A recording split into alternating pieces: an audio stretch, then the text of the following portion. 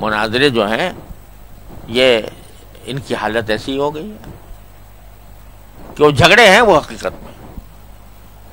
مناظرہ کے اصل معنی کیا تھے؟ مناظرہ کے اصل معنی ہے اجتماعی غور و فکر، نظر کرنا یعنی غور کرنا، اور مناظرہ باب مفاعلہ سے مشارکہ کی صفت خاصیت ہے اس میں، یعنی باہم بیٹھ کر غور و فکر کرنا، بھئی اس کا کیا مطلب ہونا چاہیے، اس کی کیا سے کیا نتیجہ نکلنا چاہیے، ایک دوسرے کی مدد کر رہے ہیں سمجھنے میں سمجھانے میں. یہ تھا اصل مناظرہ. اب ہو گیا وہ مجادلہ، جھگڑا.